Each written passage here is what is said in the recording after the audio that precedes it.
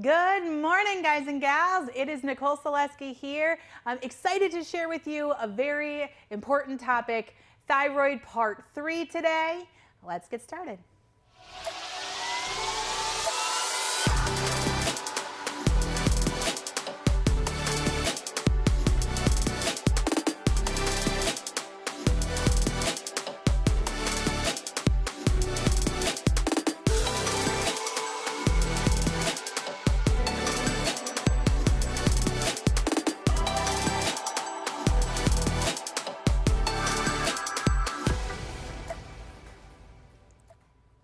Thank you to all of our trusty viewers that log in every Sunday or Saturday morning, to watch a different perspective. And did you know that you can stay connected to us all throughout the week by signing up for our newsletter? In case you didn't know that, I want you to know that you can go to our website, thewellnessway.com. Scroll your way all the way to the bottom, and at the bottom of the page, there's going to be a little bit box that you can stay connected to us and our wellness articles. Throw your email in there, hit subscribe, and we would love to be able to stay in contact with you for our amazing articles that are coming through and recipes and all those things to stay connected. And if you're like, you know what, Nicole, I've been watching for a while, I'm ready to take the plunge. The top right-hand side, you can hit that green button where it says Find a Clinic. And that you'll be able to put in your zip code, zoom in to where you're at. We have clinics all across the country. We would love to connect with you. So thank you so much again for tuning in on this Saturday morning. As you know, if you've been a follower for a while, Dr. Flynn has been doing his series on thyroid, and he is traveling to Hawaii. He's actually already there for his daughter's wedding. A few of us are going to be taking off shortly after this as well. So I am filling in for him today. And so for those of you that don't know me or are unfamiliar with who I am, my name is Nicole Saleske. I've been working with Dr. Patrick for the last 7 years. I am planted in the Wellness Way, Green Bay in our corporate office, and I am one of the few nurse practitioners within the company. And so I oftentimes will tell people that I'm a nurse, the chiropractor that got away. I was medically trained in Western medicine, but I landed among a group of chiropractors. And it's so funny because I had a viral video on TikTok that went through on birth control several months ago. It was my first one that I did for the Wellness Way Green Bay, and it got over like 600,000 views or something. And I was talking about birth control and how I'm a nurse practitioner, and then as people were looking into the clinics and things, we got some comments, and they said, what's a nurse practitioner doing with a bunch of chiropractors? Like, it just didn't seem to make sense. And then this last weekend, I was in Atlanta at a medical conference, and with medical doctors and naturopathic physicians and some other nurse practitioners, and they too said the same thing. Well, what's a nurse practitioner doing with a bunch of chiropractors? And it's just funny because I think that the way that I approach health, the way that I do things is from a chiropractic philosophy. But being able to have the scope of practice in which we can change your medications to get you off medications or come at it from a different perspective allows me the freedom to be able to speak in to some of these cases in a little bit more strategic way. And so today what I'd like to do is I'd like to accomplish what the problem is with thyroid, why we have so many problems with the thyroid, different things that we've got going on, and I would love to make sure that we can show you kind of what are the most prescribed medications, and I want to teach you about what the thyroid actually does.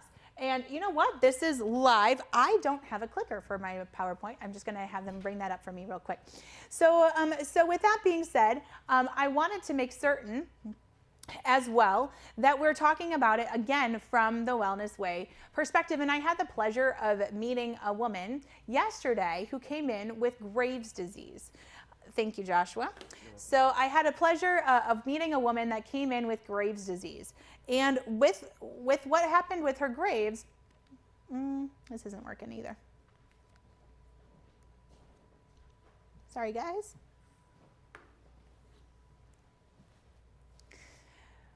So, and what happened with her Graves' disease was that she was not feeling so good turn of November. And she went into the doctor's office and she was kind of losing some hair, but she thought maybe it's aging. She was feeling a little bit off. And she didn't really have a whole heck of a lot of symptoms. And then what happened was she finally got it checked out. They saw that her numbers were through the roof.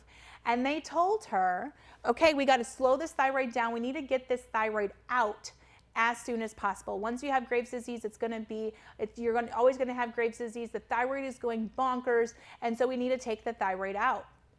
And she came to our clinic, and she's like, I just don't, that seems a little extreme to me. Like, I think I should probably keep my thyroid.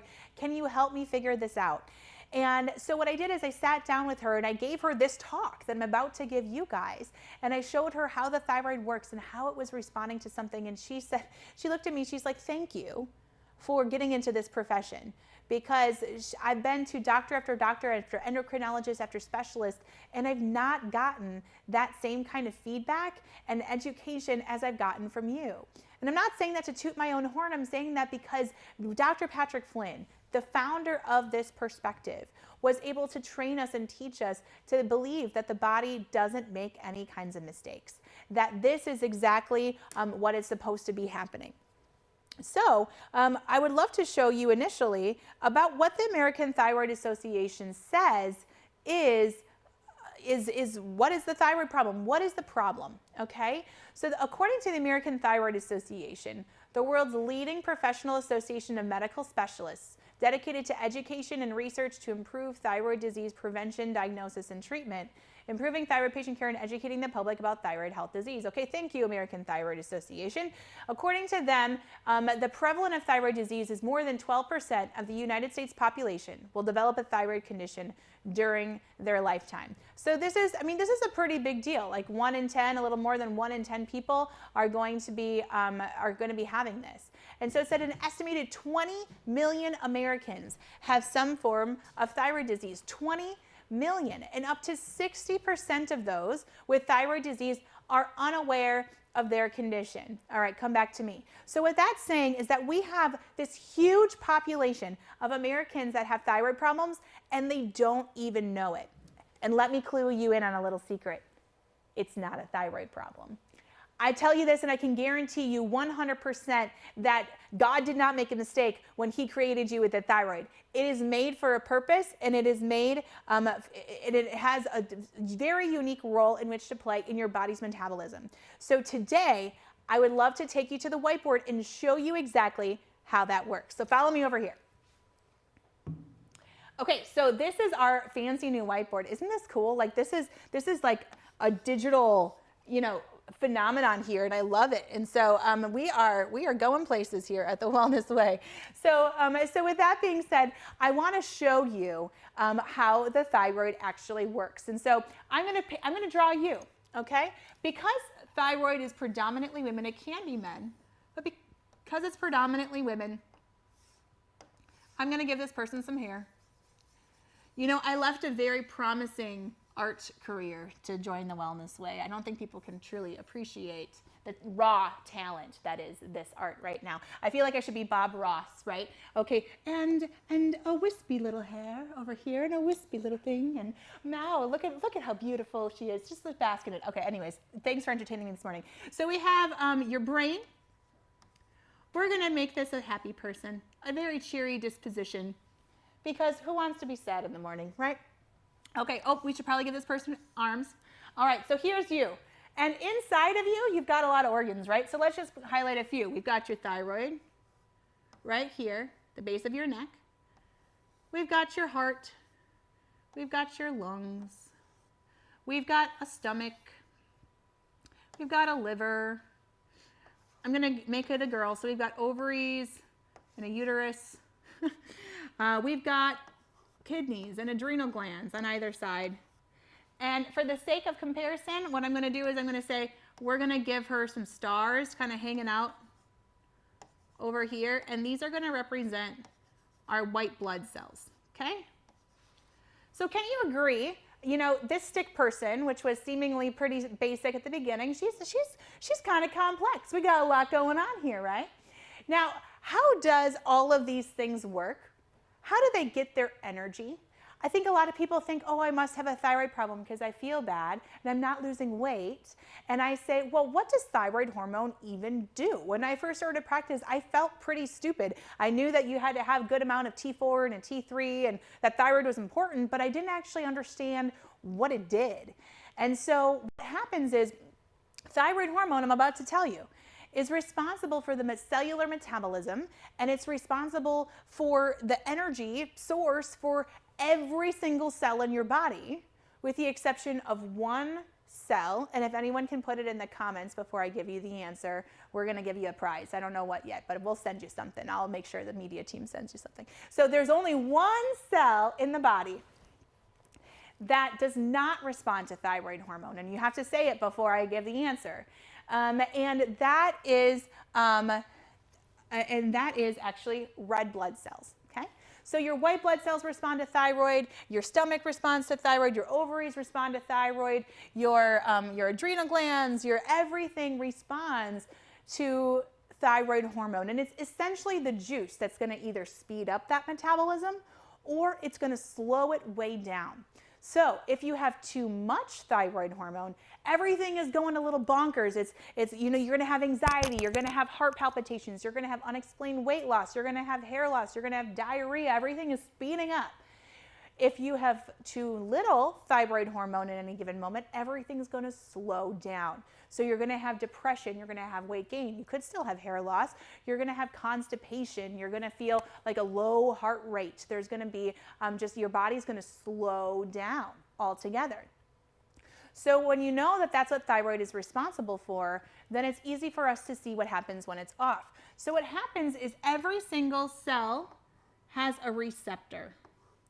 Your kidneys, your adrenal glands, your white blood cells, your ovaries, your stomach, your liver, your lungs, your heart, all of these have receptors.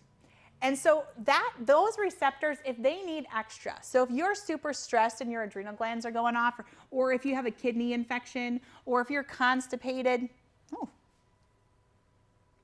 that's kind of cool. Or if you're constipated, well, we're just going to color it in. And if you have, or if it's time for your period, or you know there's something going on in your heart, it's going to send a signal back to the brain. And it's going to say, brain, I need some help. Give me help. And so the brain is going to say, all right, body down there, I got you. I got you. And it's going to release a hormone called TSH. And TSH comes from the pituitary gland. It's not actually up here, but I digress. We're simplifying it, right? So we have your TSH stands for thyroid stimulating hormone. And if for all of you that have ever had a thyroid problem ever, that have never been to a wellness way, likely TSH, this one right here, is the only hormone that you've probably had tested. That's it. That's probably the only one. And so when they're testing this, are they actually testing the thyroid? No, they're testing the input from the brain to the thyroid. So TSH is going to stimulate the thyroid, and it's going to say, hey, thyroid, wake up. I'm going to color this in. Okay, so it's going to say, hey, thyroid, I need more juice. I need more juice. So if the body's asking for extra, TSH is going to go up, right? TSH going up is saying, I need extra hormone. I need more, okay? So TSH is going to go up. And so the TSH is going to say, give me more. And so it's going to stimulate more. It's going to stimulate more. And so I know that's a little bit counterintuitive because people say, well, I have high TSH, and they say I'm hypothyroid. How does that work? Well, if you have high TSH, it means that you don't have enough hormone going on in your body, so that TSH is going to go up to make extra, okay? Now, the opposite is true. If your thyroid is in a super stressed state, say your adrenals are going bonkers, or there's something that's going on in here, and all of this has some impact, and these actually have a lot of thyroid hormone, or that thyroid hormone isn't metabolizing through, then the TSH will come down, and it'll say, okay, slow down thyroid, don't make any extra, I'm not using the hormone I already have. So in hypothyroidism, there's not enough circulating hormone, In hyperthyroidism, you have too much circulating hormones. So now the thyroid is going to create predominantly one type of hormone, and that is T4. I'm going to put it on the bottom because you can see that better. So T4 is a tyrosine molecule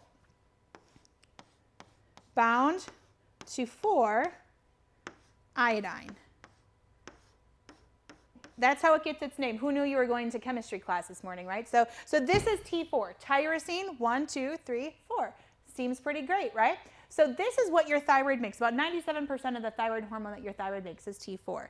Well, this right now, this is not bioavailable. This is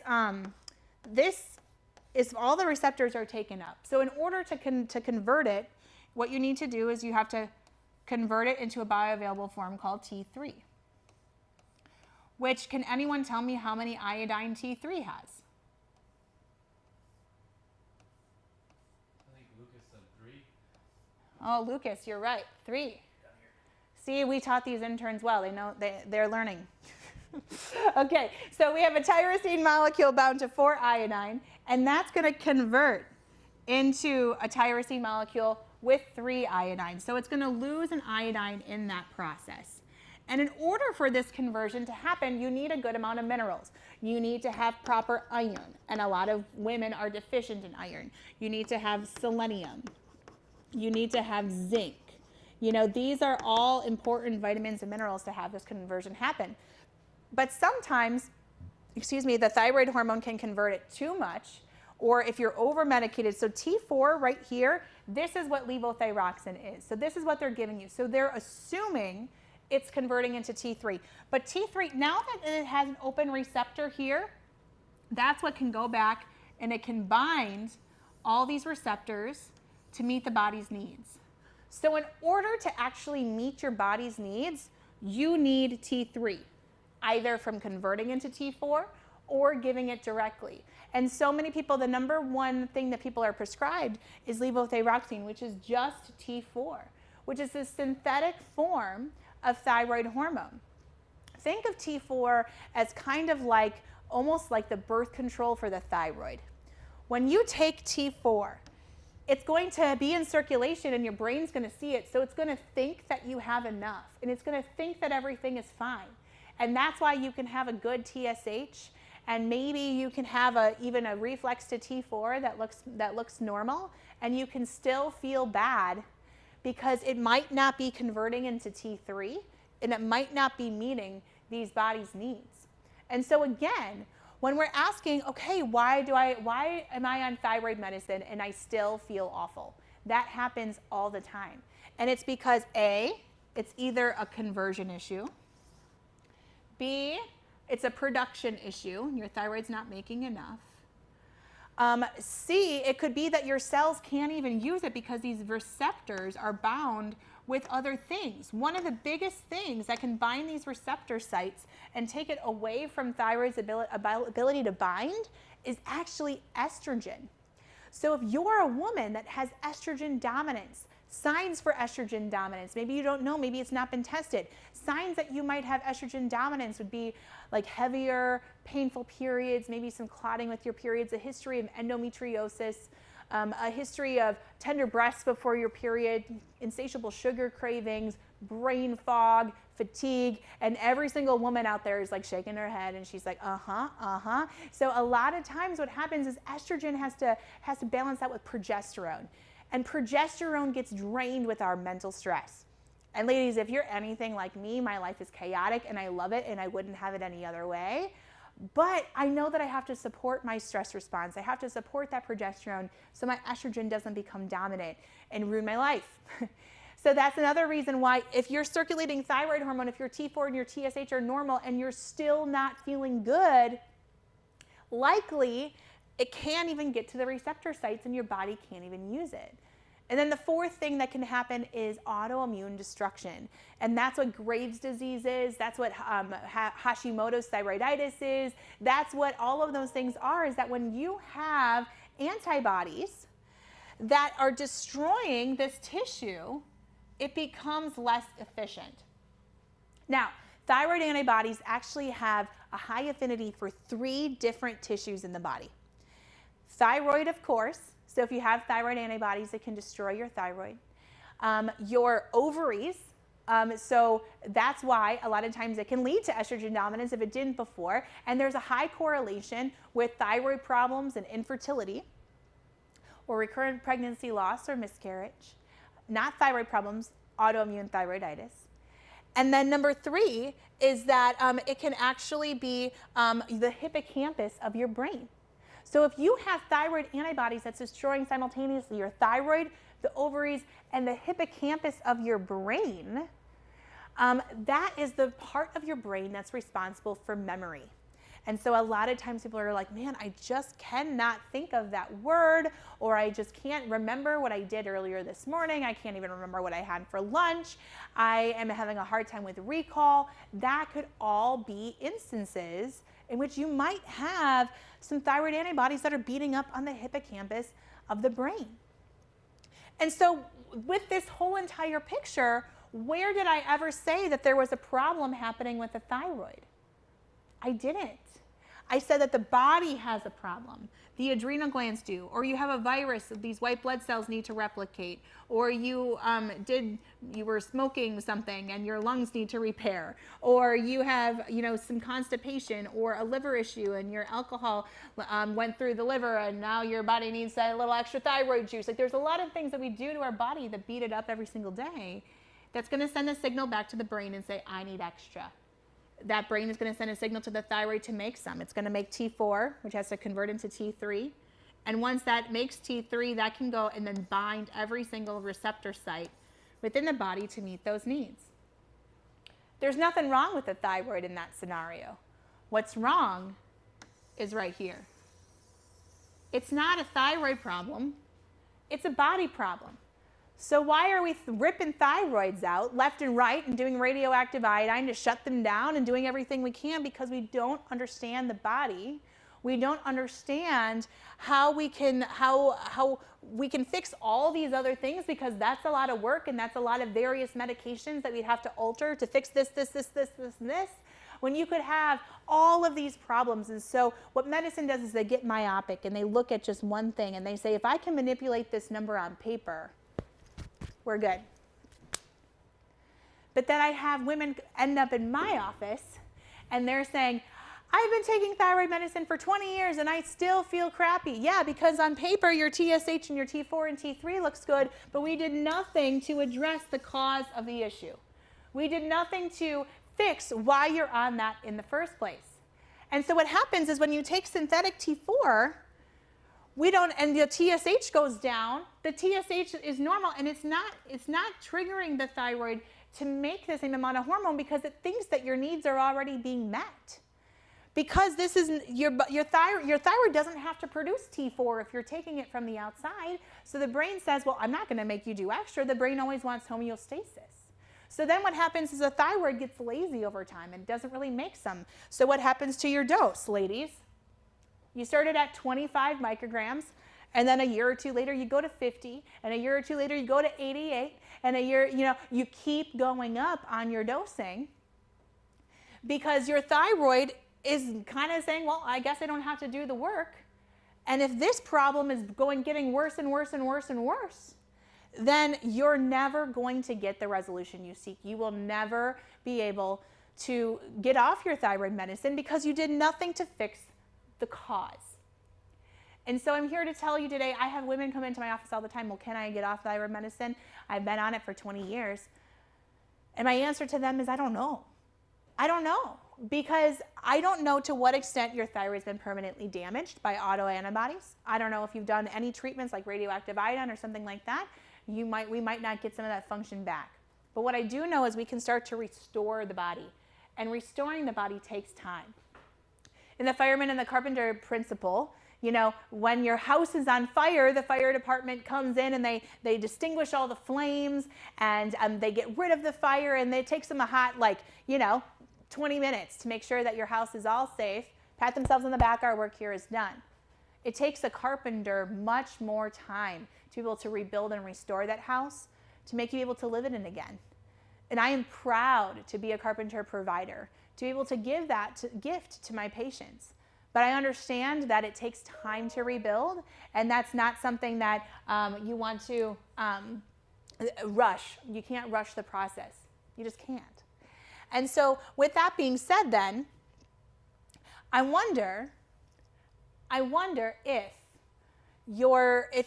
if this is starting to resonate with you and you're like, oh my gosh, Nicole, yeah, I don't know. I don't know that my thyroid has been properly tested.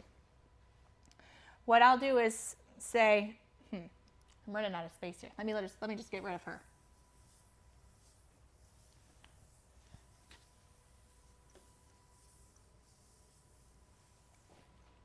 So, in order to know if your body has actually been tested properly, you have to have your gold standard, right? We have to have TSH. That's going to tell us the input that your brain is telling your thyroid in order to make hormone or not. Then we have your total T4. We talked about what that talked about. That's how much thyroid hormone is actually in your body, in circulation. But we also need to know how much our body can actually use. And that's free T4, because we have a lot of all these receptors, and sometimes thyroid can be bound to a receptor or a protein or something that inactivates it. So you need to know how much is your body actually making and how much is actually available for your body to use. But we know that T4 isn't even a bioavailable form. It has to convert into what? T3. So we need to also have a total T3 value and a free T3 value, so we can know how much your body's making and how it's converting and how your body can use it. Then we also need to look at T uptake. This is especially important in cancer patients, especially breast cancer patients, because we have to know how much metabolism, how much extra juice is the body requiring at this time. And if that's starting to creep up, that's a sign to me that the body is metabolically trying to get extra juice to feed. It might not be a healthy cell, it could be a cancer cell, and that's a red flag to me. And so we need to make certain that we have a good T uptake. Reverse T3. So if your body is super duper stressed and it's making a lot of thyroid hormone because it's trying to meet that need, then if there's too much, reverse T3 goes up to block it, because it's like, okay, you've got way too much hormone going on in here. That could be a response to a virus, that could be a response to a vaccine, that could be a response to a significant mental stress, and so your body, your adrenals are going, give me more, give me more, give me more, and your TSH is like, you got it, and so it's making a lot of extra thyroid hormone, and sometimes then the reverse T3 has to be the halt. It's like, hold on, hold on. We don't need that much. It's kind of that stopgap to make sure that if there's too much T3, it can overflow into reverse T3. And so it's very important. If we see a high reverse T3, but all the other numbers are normal, you're over-medicated. Or you might have a major stress response that we have to address. So we need a TSH, total T4, free T4, total T3, free T3, T uptake, reverse T3. And then we need to look at your thyroid antibodies. And there's many different kinds. There's thyroid peroxidase antibodies, there's thyroglobulin antibodies, there's TSH receptor antibodies, there's a lot of things. We test the thyroglobulin antibodies and we test the thyroid peroxidase antibodies, and all of these antibodies destroy a different part of the process of either creating thyroid hormone, converting thyroid hormone, and it can destroy some of these tissues. We also need to know what is the output from your adrenal glands. So something like a DHEA and a cortisol can show me what's going on with your adrenal glands, which are responsible for your stress response. And then on top of that, we need to make sure that you have the good iron for your conversion. So we check a ferritin storage, and we have to see if there's any super stress and obvious stress with the CBC with differential, and a CMP looking at your liver and kidney function and your electrolytes and all that stuff. This, my friends, is a thyroid panel. This will tell you what you need to know about the thyroid, but I would even argue, in order to know the full picture, you also have to get your female hormones. So we're looking at estrone, we're looking at estradiol, we're looking at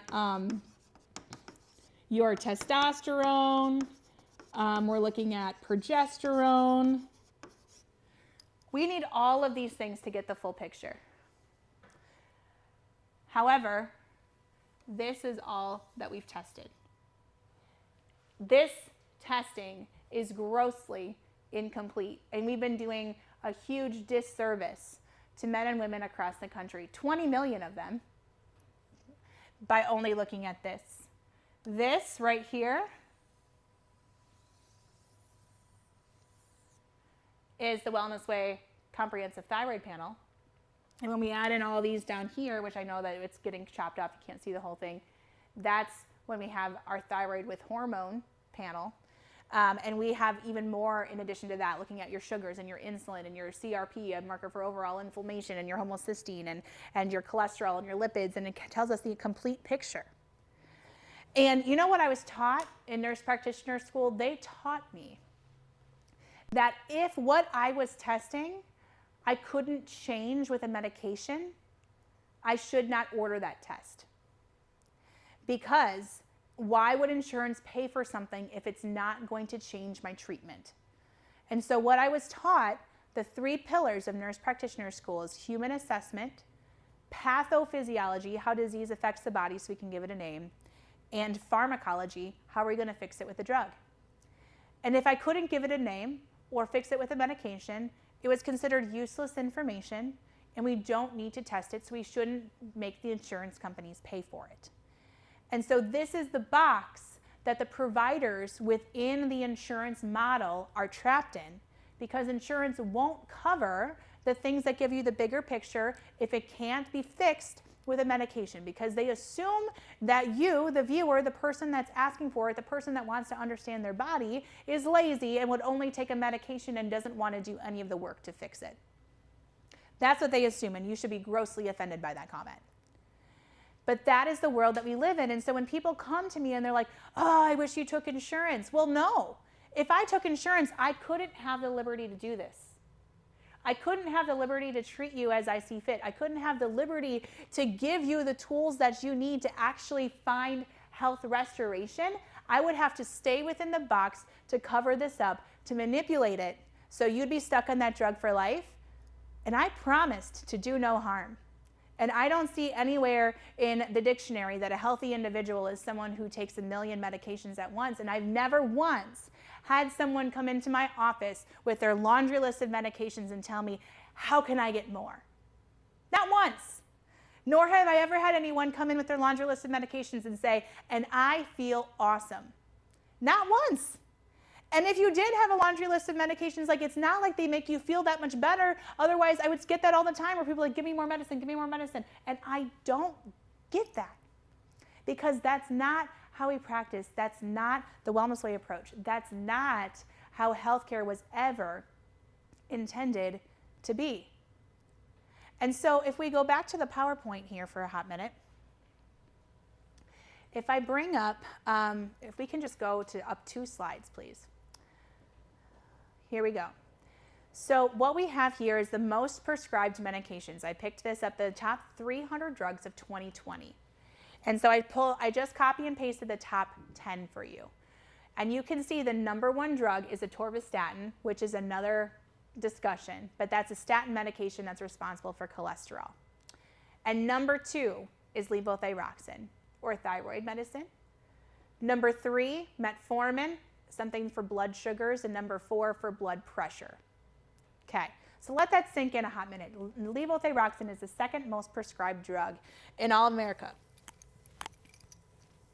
If I had my little woman here again, I'm just going to draw her again real quick for you. I should have gone with the 2 screens. We're learning. If I had a woman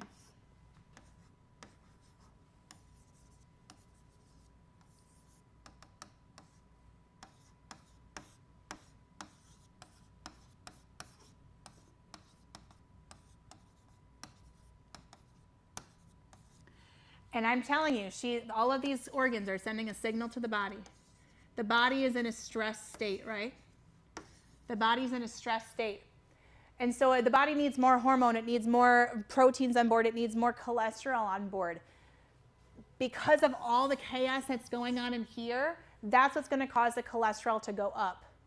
You need high cholesterol in order to meet these needs, to heal and repair and make hormone. And so the number one drug that we have is squashing the body's ability to do that, because it's artificially lowering cholesterol, which is a normal response to this chaos.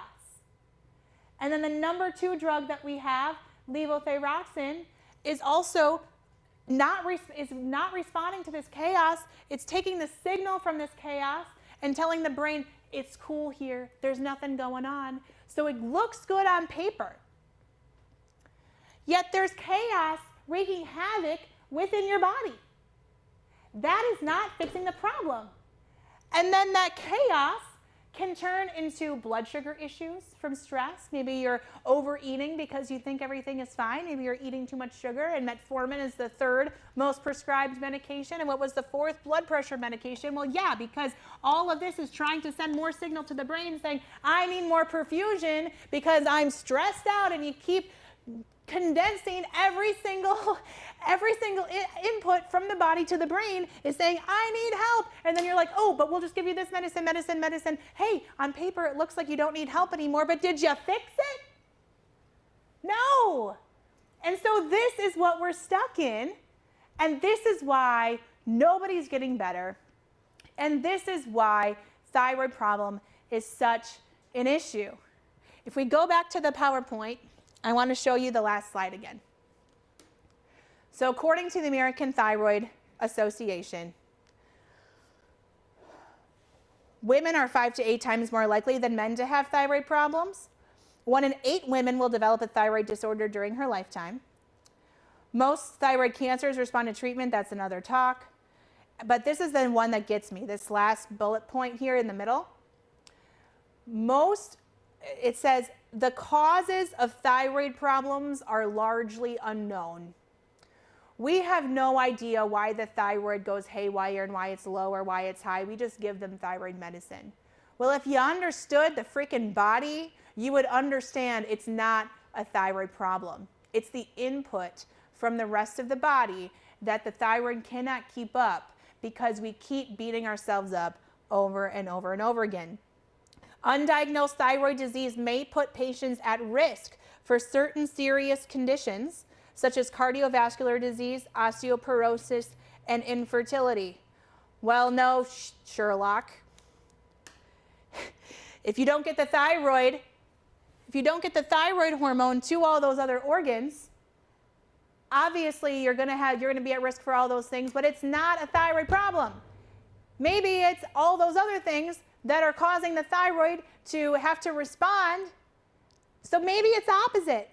Maybe we don't have to figure out the thyroid. Maybe we have to figure out how to finally support the body, quit making it upset, and give it what it needs. Give it the nutrients it needs. Give it everything it needs so it can actually heal.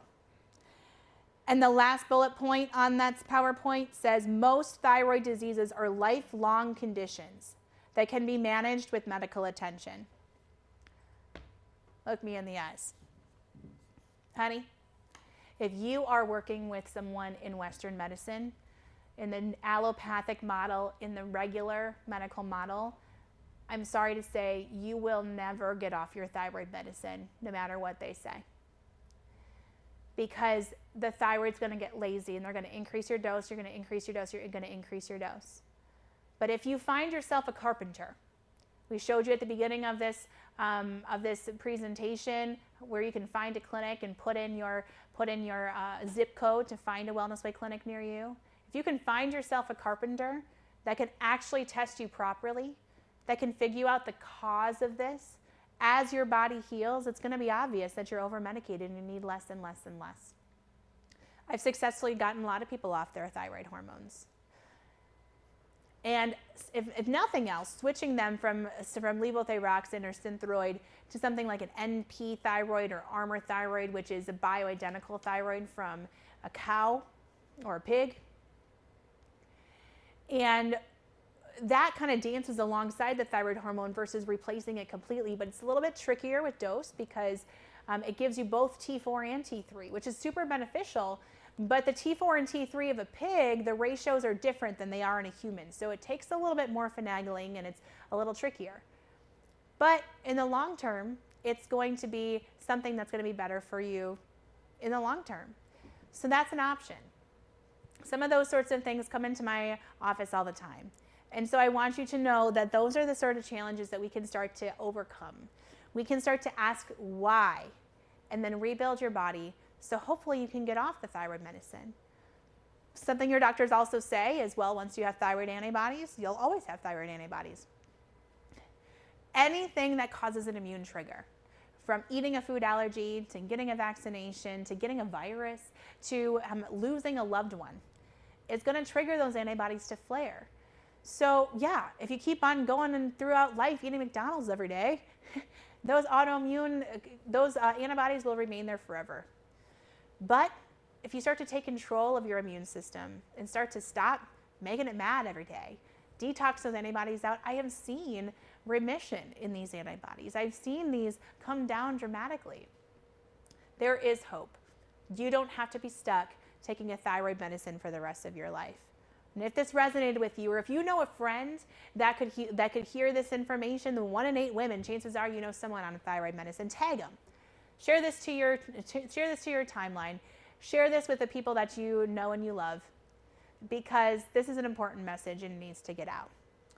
Thank you so much for joining me on this Saturday morning. We'll see you next time on A Different Perspective. Thank you for watching. Make sure to subscribe to this channel so you don't miss a single video or live stream. Each week on A Different Perspective, we bring you the most cutting-edge information on health you won't find anywhere else. For more information on this topic, please visit our website. A Different Perspective offers life-changing information and resources to share and explore. A Different Perspective is leading a health revolution.